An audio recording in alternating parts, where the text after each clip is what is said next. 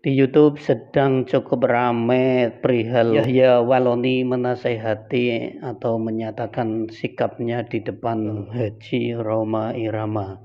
Ada yang pemirsanya sampai 242.000. Saya pun penasaran, saya kira pernyataan sikap yang tegas atau gimana tentang perihal nasab ini ya. Ternyata isinya cuma kayak gini, guys. Ini yang terjadi. Jangan mau kita diadu domba antara ulama dan para habaib. Jangan mau kita diadu domba. Nggak usah terpengaruh. Ibu bapak, saudara-saudaraku rahimakumullah. Kita tetap mencintai cucu Nabi, zuriat para Nabi, para habibanah, para habib yang kita selalu jadikan sebagai guru kita. Begitu juga kiai-kiai dari keturunan Wali Songo. Kita jaga persatuan ini agar Islam semakin kuat di Indonesia. Inilah dakwah kami, inilah tujuan kami berdakwah, dan kami akan terus menjaga umat ini agar tidak dimurtadkan, didangkalkan akidah mereka.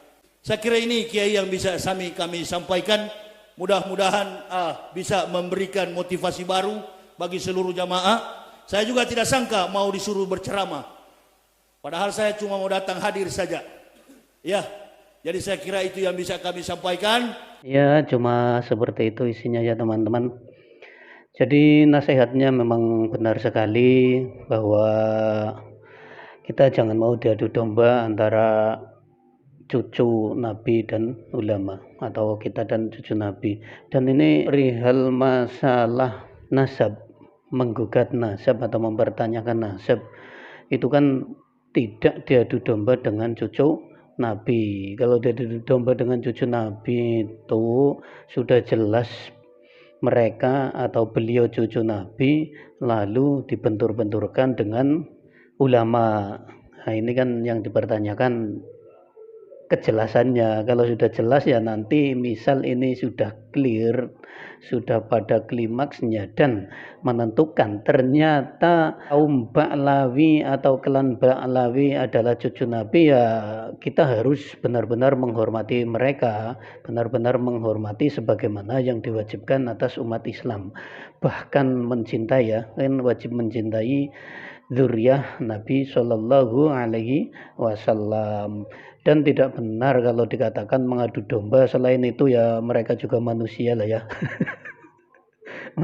masa diadu domba. Adu domba kan ya domba yang diadu, bukan manusia. Itu memang banyak di ini ya. Ternyata cuma begitu toh. Saya mendapatkan ada yang bagus tuh, bahwa beliau Ustadz Yahya Waloni itu pernah ditangkap polisi dan disidang karena beliau mengatakan Injil itu palsu. Lah itu sesuai dengan tema kita ini, tema nasab itu ya. Kalau ada yang mengatakan ini cucu Nabi, ya harusnya cucu Nabi, ini cucu Nabi palsu, seharusnya kan itu bisa ditangkap lalu nanti dipersidangkan, dan di sidang itu nanti dibuktikan semuanya. Apakah itu hanya fitnah belaka atau memang benar-benar yang dituduhkan adalah benar, itu bahwa itu cucu Nabi palsu. Nanti kan segala pembuktian dilakukan di situ, dari segi sejarah, dari segi DNA dibuktikan videonya ini. Saya sampai ditangkap kemarin oleh Mabes Polri karena saya mengatakan kitab Kristen itu palsu. Kenapa saya katakan palsu? Karena saya punya biodata lengkap, data tentang kitab-kitab itu. Setiap tahunnya berubah-ubah. Dan saya buktikan di hadapan hakim ketok palu bebaskan saya. Nah, akhirnya bebas. Maka bisa disimpulkan dalam kasus ini ya, yang beliau katakan bahwa kitab itu palsu, ya benar, karena dia ternyata bebas. Nah, makanya ini ya, kalau RA itu benar-benar tidak terima ya laporkan Kiai Madu, atau sebaliknya pejuang nasab itu melaporkan orang-orang yang mengaku di depan umum sebagai cucu Nabi atas delik atau pasal kebohongan publik. Itu bisa masuk itu.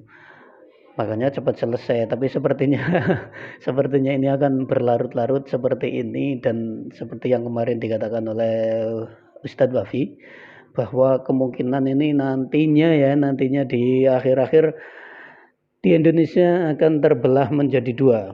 Satu kubu atau jamaah yang mempercayai bahwa klan Ba'lawi adalah dzurriyyah Nabi Shallallahu Alaihi Wasallam, lalu kaum satu lagi yang tidak mempercayainya, dan ini mungkin akan berjalan seiringan.